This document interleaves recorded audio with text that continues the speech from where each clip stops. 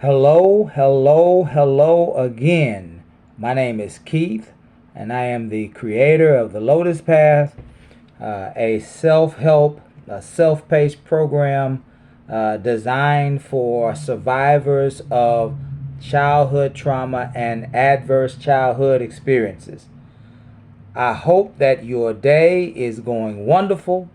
I hope that your journey into your better self, your healing journey, is fruitful and productive. I hope that you are well. I wanted to take a moment in time to share with you something that I had been thinking about on this healing journey. Something that I dealt with before, continue to deal with to this day, something that I am sure, if you are doing the work as you are, that you have dealt with from time to time. And that is this idea that when we are injured, when we are traumatized as children, it stunts our emotional, our mental development.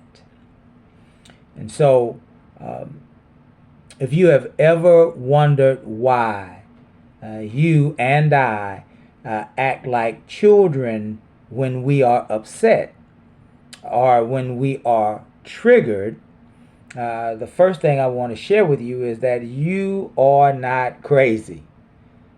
You're not crazy. Certainly you are. I am in many of those moments acting like children. But we're not crazy. What is actually happening is that we are remembering. We're remembering some of the worst experiences in our lives. Let me explain. So when we're acting like children, when we are triggered, that's a sign that our developmental stages have stopped right there in whatever age of development we were in when we were traumatized. This is science backed, in fact. Much research has been done to uncover this truth. And the trauma that we experience as children, those traumatizing moments when you're a kid, when you're young, and you're vulnerable, unless you have guidance from a great support system, a mother, a father, grandparents, siblings, so on and so forth. If we don't have a great support system in those moments, all of those things are happening to us. And yet we don't know what to do with those things that are happening to us. We don't know how to feel those things. We don't know how to articulate those things. We don't know how to release those things. We don't know how to put those things into some sort of perspective. And when those things happen to us at those early ages and stages of our lives, and we don't receive help, those things become stuck in us. Those issues of abandonment or rejection, physical, emotional, sexual abuse, those issues of neglect or exploitation, they become stuck inside of us. And whether you know it or not, they begin to affect our nervous system. And that's because in those moments in time, our brain, which is wired to remember, you have to remember that about our brains. Our brains gather information so that they can help us to understand how we are able to protect ourselves, as well as how we are able to assert ourselves and navigate through life. We remember so that we can improve upon the experiences we have. We remember so that we can avoid adverse and negative experiences. That's how the brain works. The brain is an information center that helps us to understand and process information so that we can make better decisions. And now, when all of those traumatic experiences, or maybe that one huge, significant, life-changing traumatic experience, when they are all stored in our brain without the ability to be processed and released, our brain takes a photo of it, and it saves it in the same way that many of our devices take photos of moments and stores those moments for us. Well, our brain does the exact same thing. And many thought leaders in childhood trauma and adverse childhood experiences, many of them are all consistent in their belief that whether we know it or not, what happens to us mentally and emotionally are actually stored in our body. Remember, we believe that trauma is not what happens to you, but trauma is what happens on the inside of you. One of the thought leaders in adverse childhood experiences that I study and that I follow, Gabor Mate, says that trauma happens to us on the inside. And traumatic experiences, whether we know it or not, if we are unable to process them and release them, they live in our memories and they live in our bodies. And our nervous system is the expressor of those traumatic experiences. And they just start to form a loop within us. They start to loop within us. Our mind stores them. Our body tries to express them, but if they're not processed or released, then they just loop over and over and over. And when we're reminded now through similar experiences, we feel and we react in ways that are consistent with the original way that we felt when we were younger and in the original way that we reacted when we were younger. That's called a trauma echo. A trauma echo. That's the younger version of us trying to stay safe in the midst of a traumatic experience. For example, if you were a younger person who touched a hot stove, the pain of that experience that happened to you physically provided pain and discomfort and fear. There it is, fear mentally. And so whenever we would go to touch a stove again, there is, if we have not processed and grown from that and learned from that, there is always a thought, a feeling, or a perception or an understanding that the exact same thing is happening to us again. Trauma echo. And if we're not careful, before we even touch that stove, all of the hurt, all of the pain, all of the confusion, all of the fear begins to come back up to the surface in our minds. And when those things are brought back into our remembrance, our physical body and our emotional response goes back to the first time that we were ever traumatized in that way. Now, that is our bodies actually attempting to protect us. That is our emotions actually attempting to protect us. That is our mind, our thought processes actually attempting to protect us. And that is good if you live in an adverse, if you live in a dangerous, if you will, environment.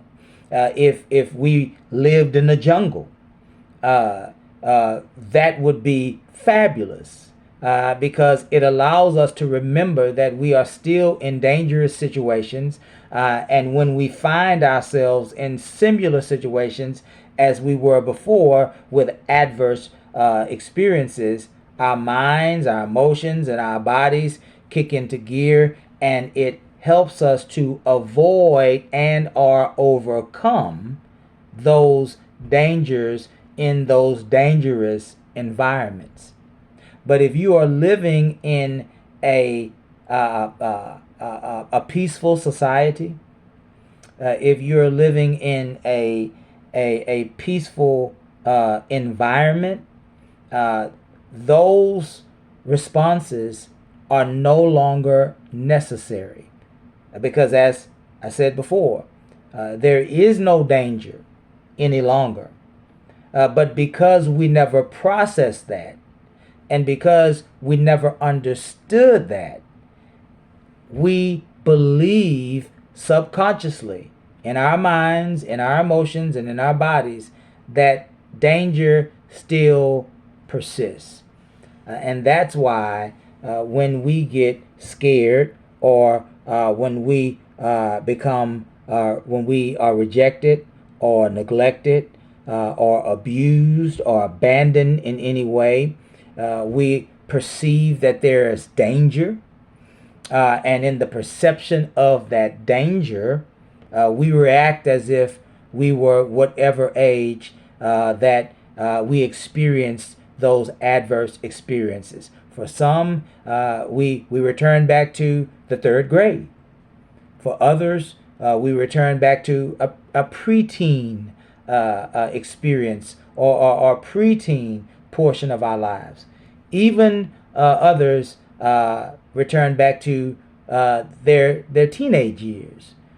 But it's whenever you experienced the traumatizing experience that is associated with this experience that you are in today, that's when I revert back to our responses as children. And so now that we know that, we can introduce remedies, healing for that. And remember, healing, the first step in healing is understanding. It is a reconciliation, if you will. That's what healing is. For example, if I were to break my leg, then the first step in healing, after I identify that my leg is broken, is to put those bones right back into complete alignment. The first step in healing, if you were to cut me on my arm, the first step in healing, after we identify that in fact we are injured, is to close the wound, or to attempt to restore back into alignment the original condition, the original understanding of how things should be. And in healing from childhood trauma and adverse childhood experiences, what that says to us is that we have to learn to reparent ourselves. We have to learn to reparent ourselves. Well, what does that mean? That means that we have to become the parent that inner child that still lives within us never had. And that's what we do. That's part of the work that we do now, today. We learn how to become the parent, because part of us has grown, part of us has learned and has become educated and experienced with a whole different set of experiences. And so in that moment when that child that was never parented through tough times, through adverse experiences, in that moment where that child is in an echo, a trauma echo, it is incumbent, or it is expected, or it is important for us to, as the older self, to learn how to look and speak and care for and protect the child within. We call that reparenting. It's incumbent upon us to teach the child within that they are no longer in danger. And that requires for us to rewire the younger parts of ourselves. Reparenting is rewiring the understanding of the younger parts of who we are. That means that we have to calm ourselves, that we have to know that the emotions that we are experiencing in the moment that we are experiencing them as adults are inappropriate and insufficient to meet the moments that we are in. There is no reason for me to be scared of a hot stove today when I know how to navigate around a stove. At the age I am now, I know how to navigate a stove. I know when it's hot. I know when it's off. I know when I should put my hand on the stove. I know when I should use an oven mitten for the stove. I know how to cook on a stove because I have acquired, there it is, knowledge now enough to be able to navigate that experience. Knowledge that I didn't have when I was 5. Knowledge that I should have been taught when I was 5. Now, as an adult, when I reparent myself, I teach myself that knowledge. Reparenting also means that we give our inner child things that we didn't get when we were younger. Again, positive affirmation, validation, confidence, understanding, and knowledge about, for example, the stove and how it works. But also loving that younger child, not judging that younger child in the midst of those difficult experiences, and allowing for the adult in all of us to take over.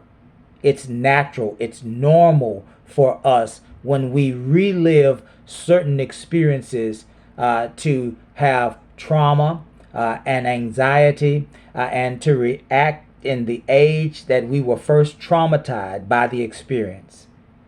But I'm here to tell you that you're not broken. I am not broken.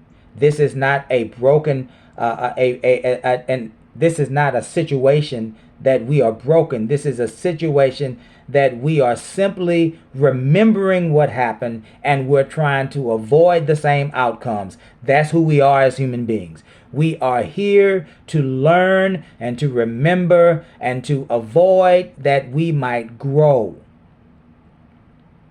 And for us, those of us that are victims and now survivors of childhood trauma, this means that we have to learn that in every anxious, every unpleasant, every fearful situation that we face as adults. I want to leave you with this thought. Remember, healing starts with understanding. Healing starts with understanding. And the truth then changes everything. Healing starts with understanding. The truth changes everything. Until next time, I want to say to you that I'm proud of you. I'm proud of the work that you're doing. I know that you are going and growing, and I know that you are going to be the magnificent person that you have always been. Remember this: you are not broken. You are simply becoming. Until next time, God bless you.